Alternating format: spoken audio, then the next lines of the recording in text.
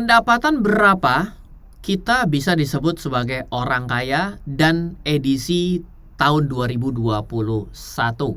Apa kabarnya kepada Anda semua? Selamat datang di RF Channel on YouTube. Masih bersama dengan Ryan Filbert. Saya berharap Anda dalam keadaan yang sehat dan tetap ada di rumah. Dan bila Anda menonton video ini, sebenarnya sebelum daripada hari ini, sepertinya awal tahun 2020, saya pernah membuat edisi yang kurang lebih sama. Dan apakah datanya menjadi berubah dengan adanya pandemi, sehingga mungkin kriteria atau list uang yang harus Anda miliki untuk menjadi orang kaya lebih kecil di tahun 2021. Itu adalah suatu hal yang menarik untuk kita bahas, untuk bisa memotivasi kita dan juga memberikan inspirasi kita atas apa yang harus kita lakukan ke depannya. Oke, kita akan mulai saja. Pertumbuhan ekonomi sebuah negara bisa menjadi sebuah ukuran tingkat kemapanan masyarakatnya. Dan setiap tahunnya kita bisa melihat seberapa jauh atau tertinggalnya kinerja keuangan pribadi kita dibandingkan dengan rata-rata negara Indonesia sendiri, dan juga mungkin negara tetangga kita, dan juga dunia. Kali ini saya akan gunakan produk domestik bruto dan juga pendapatan per kapita. Oke, jadi bila Anda mengikuti pada video sebelumnya juga kita membahas dengan menggunakan konsep pendapatan per kapita, di mana pendapatan per kapita itu adalah produk domestik bruto itu sendiri dibagi dengan jumlah penduduk yang ada di sebuah negara, menghasilkan yang namanya ya pendapatan per kapita, seperti itu. Nah, yang pertama adalah Indonesia. Ternyata berdasarkan data dari worldbank.org, Indonesia bukan negara di Asia Tenggara yang masyarakatnya punya pendapatan yang tergolong tinggi. Pertama adalah Singapura, yang kedua adalah Brunei Darussalam, ketiga Malaysia, 4 Thailand, dan baru Indonesia. Kita hanya lebih tinggi sedikit, bukan sedikit sih, lumayan dari kalau Filipina sedikit, Vietnam masih di bawah kita, Laos, Kambodia, dan Myanmar yang terakhir sebagai pendapatan per kapita. Berdasarkan data ini harus Anda ketahui, konsep dasar pendapatan per kapita adalah pendapatan dalam 1 tahun. Maka dalam 1 tahun dan juga dalam US dollar. Sehingga boleh dibilang, bila Anda di Indonesia dengan nilai 3.869,6 US dollar secara pendapatan per tahun, maka Anda bisa dalam kondisi yang disebut dengan rata-rata yang seharusnya bisa Anda capai. Seperti itu kira-kira. Nah, versi di Indonesia, bila Anda punya pendapatan di setahun kan di atas 3.869,6 US dollar, Anda sudah tergolong di atas rata-rata. Di Singapura, pendapatan setahun Anda di bawah 59.797,8 US dollar, Anda masih di bawah rata-rata. Jadi, bila Anda di Indonesia dengan pendapatan mencapai 830 juta rupiah per tahun, karena saya rupiahkan, baru selevel orang rata-rata di Singapura dan sudah 15 kali di atas manusia normal di Indonesia. Oke, jadi Anda mungkin kalau mau tingkat terkaya Asia Tenggara, maka Anda harus berada di 830 juta rupiah per 1 tahun. Karena Singapura adalah yang tertinggi se-Asia Tenggara. Nah, sedangkan kalau versi dunia bagaimana? Anda termasuk middle income di dunia bila berpendapatan 6 juta per bulan. Atau kurs 14.000, di mana middle income adalah 5.272,1 US dollar.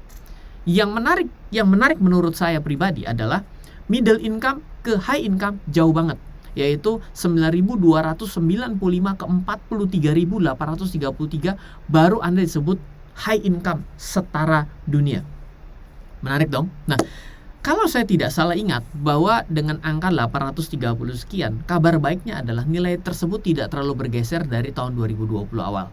Sehingga sebenarnya dengan perlambatan ekonomi, dengan adanya pandemi, dengan adanya resesi secara global ini membuat kita punya waktu untuk mengejar. Itu dari sudut pandang yang positif ya tentunya ya. Jangan bicara mengenai masa depan daripada pandemi itu cerita yang sudah kita bisa lihat. Kalau kita selalu mengambil dari angle yang buruk ya selalu buruk gitu ya. Nah, pendapatan per kapita dunia, kalau Anda mau mencari pendapatan per kapita dunia, jadi adalah jumlah penduduk dibagi PDB dunia dibagi dengan jumlah penduduk, maka levelnya 10.925,7. Maka Anda akan masuk rata-rata menjadi orang yang punya pendapatan rata-rata di dunia bila Anda punya penghasilan 12.750 per bulan loh ya, dengan kurs 14.000. Itu 10.925,7 dikali 14.000, ya mungkin kalau Anda mau kali 14.500 go ahead silahkan. Kalau mau bikin Anda jiper kalikan 20.000 sekalian juga, berarti menjadi 200 juta gitu ya. Dan dibagi 12 maka 12.750 per bulan. Nah, Bagaimana caranya agar kita bisa berpindah level? Saya selalu bilang, tadi pun saya baru saja diwawancara oleh Berita Satu. Ditanya, bagaimana Pak dengan kondisi ini? Saya bilang bahwa apa yang harus kita pikirkan adalah dengan adanya perlambatan ekonomi, dengan adanya pandemi, dengan adanya pembatasan, dengan adanya lockdown, rasa PSBB, PPKM atau lockdown yang whatever namanya apapun. Sebenarnya hari ini setiap kondisi yang tidak kondusif adalah waktu untuk berpikir apakah kita berada di kondisi yang kita harapkan atau tidak. Kenapa? Karena dalam kondisi yang biasa-biasa saja, maka kadang-kadang kita terasa tidak memilih. Kita terasa kita sudah nyaman. Ketika kita dalam keadaan nyaman, no growth in the comfort zone, tidak ada pertumbuhan dalam keadaan nyaman. Kita akan menjadi tumbuh ketika tidak berada di comfort zone. Dan inilah no comfort zone pada hari ini. Oke. Nah, pertama, bagaimana berpindah level? Mungkin ekstrim, pindah negara, mungkin bercanda. Tapi ini terjadi loh. Seorang teman saya beberapa tahun yang lalu, dia merasa bahwa apa yang dia kerjakan di Indonesia itu tidak memiliki nilai. Dia bilang, saya tidak seharusnya dibayar sekian. Loh, tapi pasar membayar Anda sekian, saya bilang. Iya, saya harus pindah negara. Dan dia pindah negara loh. Dan hari ini dia dapat apa yang dia minta. Ya kenapa? Karena dia merasa bahwa negaranya tidak bisa membayarnya dengan nilai segitu. Pindah negara. Pendapatan per kapita biasa dibagi dengan jumlah penduduknya juga. Carilah negara yang penduduknya sedikit, usia produktifnya sedikit, maka gaji akan lebih tinggi. Selama Anda kompeten. Kalau Anda nggak ada kompetensinya mau datang ke sana, ya Anda dihitung fresh graduate lagi, mulai dari zero lagi. Ketika Anda dari zero, umur adalah 55 dibandingkan 20, orang akan pilih 20. Kenapa? Karena mesinnya masih baru ibaratnya. Potensi Anda sakit, potensi apa? Anak yang umur 20 tahun jelas lebih kecil dibanding 55. Lupa ada juga yang meninggal umur 20. Ini sama kejadiannya ketika Anda baca salah satu posting saya di channel YouTube ini. Saya bilang, silet itu akan cocok untuk potong rambut. Kapak untuk tidak cocok untuk potong rambut. Ada yang bilang, loh Pak, ada loh yang motong rambut pakai kapak. Loh, ya kalau dicari yang ada loh, ada juga orang yang melakukan sesuatu dengan cara yang tidak biasa. Tapi itu tidak bisa dijadikan standar. Kenapa? Ada banyak cara untuk kaya secara rata-rata, yaitu apa? Investasi. Tapi orang mencari cara-cara yang tidak umum untuk bisa menjadi kaya kan? Betul? Loh, itu contohnya pakai pesugihan segala macam, itu kan sesuatu yang tidak umum dilakukan dan katanya menghasilkan. Berapa banyak yang menghasilkan? Jelas lebih sedikit daripada yang gagal. Dan itulah yang namanya keberhasilan. Banyakan yang gagal daripada yang berhasil. Oleh karena itulah kenapa yang namanya keberhasilan itu harus dilakukan terus-menerus. Kedua, kerja keras. Terbukti tidak selalu orang menjadi lebih baik secara keuangan. Yang jelas menjadi lebih capek iya. Coba berpikirlah kerja cerdas. Saya jujur video kali ini kadang-kadang nggak seperti praktisi dan inspirator investasi, tapi saya coba untuk memberikan idealisme saya bahwa kerja keras bagus, tapi keras dan cerdas itu lebih bagus. Kenapa? Keras doang itu membuat Anda capek, tapi belum tentu menghasilkan. Oleh karena fokuslah pada sesuatu yang menghasilkan. Banyak orang yang berkutat dengan masalah. Saya paling males. Bukan arti saya tidak bertanggung jawab, tapi kenapa kita tidak singkirkan masalahnya dengan cara memberikan solusi? Kenapa kita tidak fokus kepada solusinya bukan kepada masalahnya? Sehingga kita menjadi lebih enak untuk melakukan sesuatu. Bangunlah citra. Citra adalah brand. Bukan merek Citra loh ya. Barang yang sama dengan brand yang berbeda akan dijual lebih mahal. Ada satu sepatu diproduksi di lokal di Indonesia. Sama-sama sepatu sport, yang satu dijual reject tanpa logo, yang satu dijual pakai logo walaupun reject. Tetap yang pakai logo walaupun reject gitu lebih mahal. Kenapa? Karena brand. Mulailah membangun diri kita sendiri. Loh, Ryan kenapa nulis buku? Mau jualan cari duit dari buku ya? Enggak juga loh. Saya iyalah namanya orang nulis buku ya. Saya nulis 18 judul buku. Cuma dikasih royalti 10%. Kena potongan PPh 15% sama orang investasi sukuk. Itu saya. Itu kenapa saya mau lakukan? Karena saya mau membangun brand saya. Berapa banyak orang yang jago investasi? Pasti banyak yang lebih jago investasi daripada saya.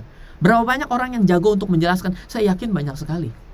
Tapi kenapa akhirnya ada orang yang mengenal saya? Adalah karena saya menulis buku. Kan seperti itu ya. Jadi itulah branding. Kalau Anda tidak memiliki branding, Anda akan berada di bawah rata-rata. Kenapa? Karena yang rata-rata ini pasti punya brand. Di atas rata-rata brandnya lebih bagus, lebih jago branding. Nah, kalau brandingnya kebablasan, jadi negatif, ingat segala sesuatu yang kebablasan pasti akan jadi jelek. Anda minum vitamin, 1 sehat, 1000 vitamin telan sekaligus, OD mati. Oke. Terakhir, pintar adalah pemberian Tuhan, anugerah. Ada sesuatu yang pemberian dari Tuhan pencipta kita. Tapi rajin adalah pilihan bagi diri kita.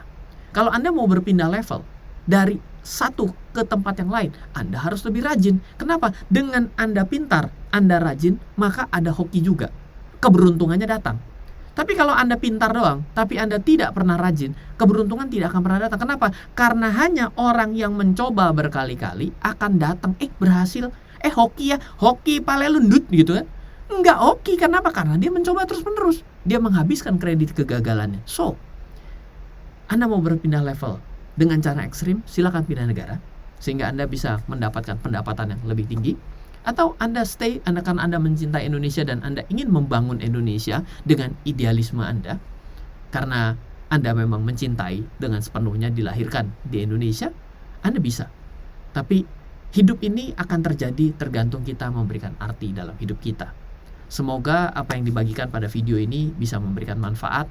Bila Anda ingin bertanya kepada saya, Anda bisa add WhatsApp saya di 0895 0708 0789. Sekali lagi 0895 0708 0789. Ketika di era pandemi ini, Anda perlu mengupgrade diri. Mari kita sama-sama belajar. Saya juga masih belajar. Tim saya membuat kelas-kelas yang sangat bagus untuk Anda ikuti. Anda bisa mengikuti asset planning class, bagaimana caranya membuat passive income bagi diri Anda.